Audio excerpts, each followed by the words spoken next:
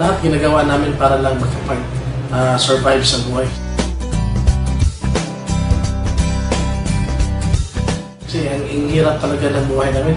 Kasi nag-asawa kami, wala kaming matinong trabaho. And then, kahit pambili ng gatas, nanghihingi pa kami or nanghihiram ng magulang. Kaya nakakahiya.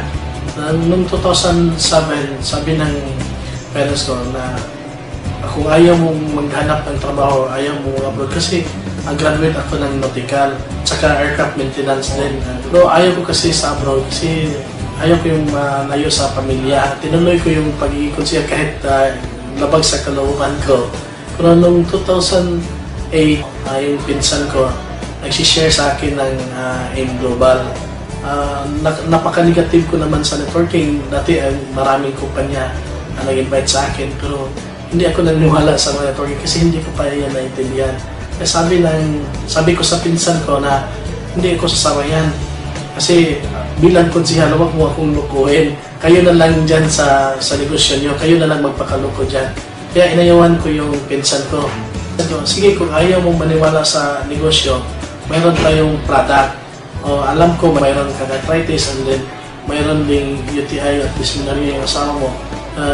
Baka gusto niyo subukan yung product. After 1 week, gumaling na yung UTI ng asawa ko. Pati yung kanyang dyspnea, wala na.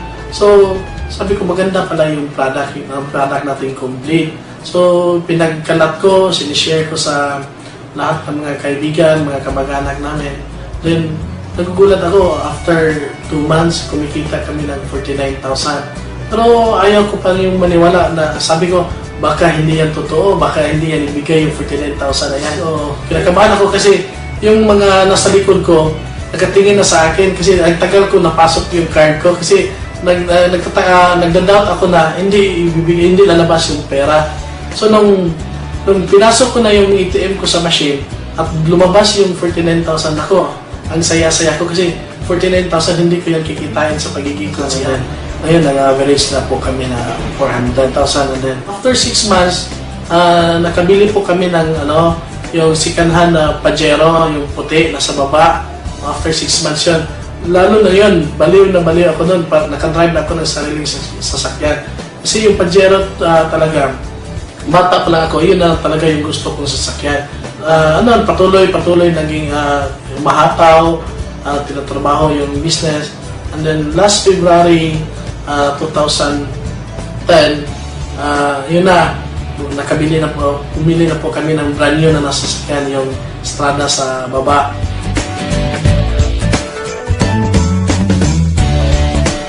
Grabe power, ito mangyari sa'yo. Pag mag-AIM Global ka, ito na talaga. And then sinabay namin, pinatayo namin itong building. Kasi dati itong building na to, dito kami nakatira, pero lumang bahay to. Pag mulan, tumutulo yung bubong, yung mga semento sa bubong nahuhulog. No, last February, pinagiba namin lahat to, binago lahat, ginawa namin building. Kasi sabi ko, pag dating ng araw, yung lahat ng hindi naniniwala namin sa AIM Global, sila na mismo yung tatawag sa amin, magpaturo sa amin.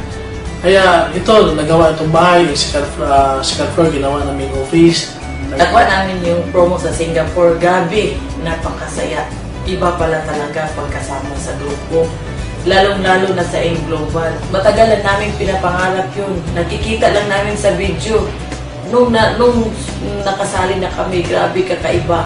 Parang nandun ka na sa heaven nung pumunta kami sa Singapore. Kala ko puro tarsier lang makikita ko. Dahil sa AIM Global, nandito kami sa Sentosa. Dito talaga natupad ang mga pangarap namin nang dahil sa AIM Global.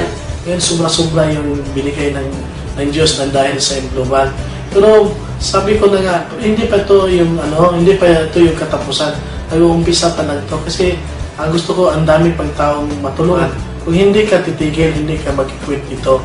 Ang gagawin mo lang tama yung negosyo, dalawa lang pwedeng mangyari mo. Kung hindi ka magiging milyonaryo dito, so pwede kang maging bilyonaryo dito. Yun lang ang pwedeng mangyari mo dito. AIM Global, Bolhot, Bohol!